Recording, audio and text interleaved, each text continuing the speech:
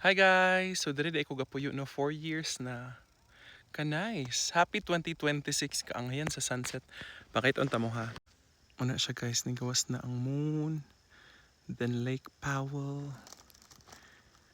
Oh, sunset.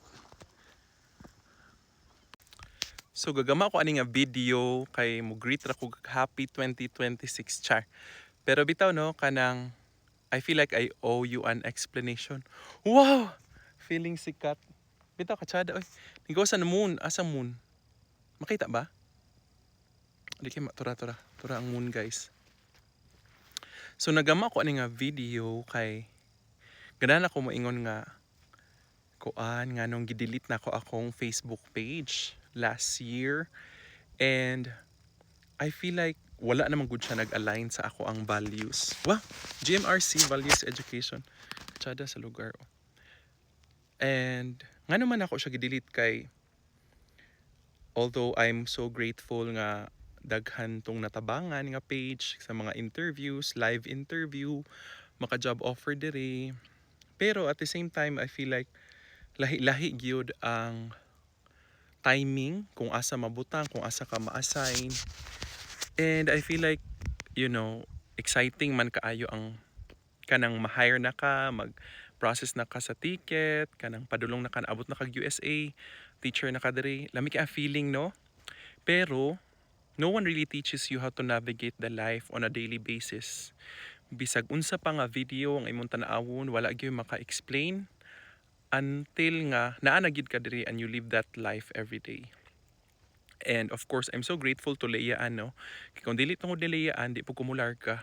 Di ko ganahang mularga, ho ako'y kaila.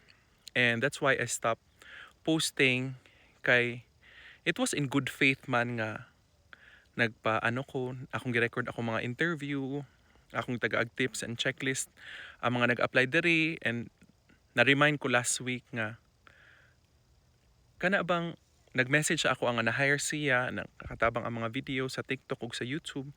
Pero gidelete lang nako ang Facebook page kay kanang pag-abot bitaw diri, dili pud siya lalim. And I remember I had to call like sa Instagram people that I do not know personally nga mga J1 teacher, and naminaw lang ko sa ilaha kay unang tuig nila and they needed someone to talk to.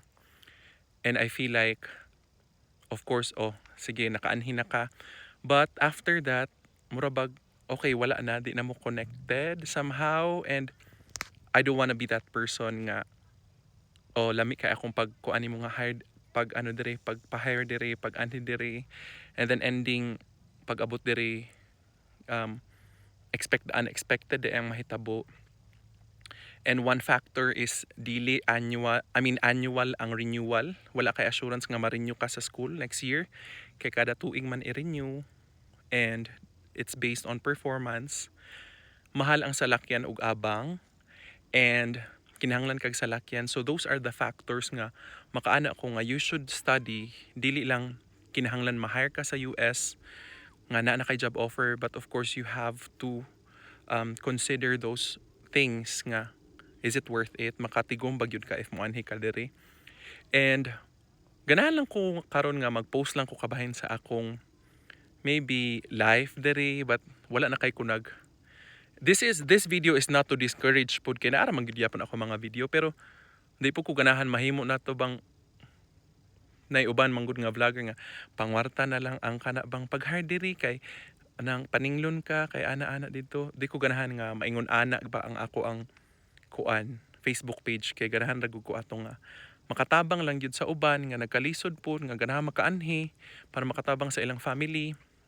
And karon feel na ko wa na gid siya ga-align sa akong values kay di ko ganahan mo halop og tawo diri nya pag-abot diri di na din ako sa matabangan, like lahi di ang experience, dili maayo, ang uban na mauli, and di po nimo sila ma-blame kay sa kadako sa Amerika lahi-lahi gyud ang sitwasyon, lahi-lahi ang administrators, lahi-lahi batasan ang mga tao, and maulang to siya. So kung ga-apply ka, ay consider gyud ang cost of living, ang abang, ang sweldo, ang environment, and of course what I always advise is kung wala ka na hire, it's not the end. Pwede ka magpadayon sa imong masters, nagdoktoral ba ka para pwede ka ma-promote sa DepEd or mag-apply ba kag laing country. Okay, ano lang yun, trust in the divine timing. Trust in the divine timing.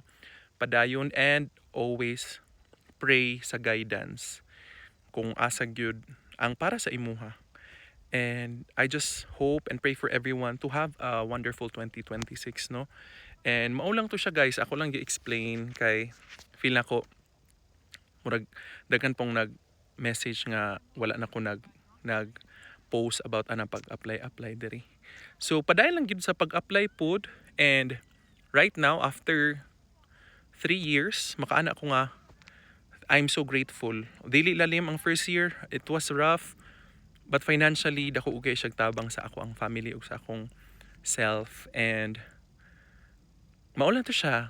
And kuan lang gyud, padayon sa pag-ampo lang gyud sa guidance nga ihatag og unsa gid desire sa imong heart, no?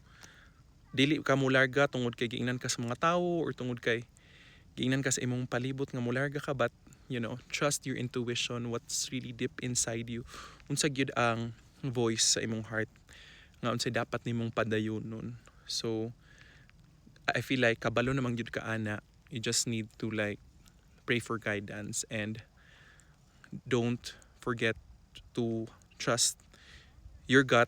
Ipagpag na ka istorya, basta salig lang sa imong kaugalingon, salig sa Ginoo nga dili ka pasagdaan, and wherever you are right now, do your best. Mao lang yun na buhata nasa ka DepEd, naka private school, buhata imong best kay maog yun na ano sa imong kinabuhi nga dili ka complacent ba.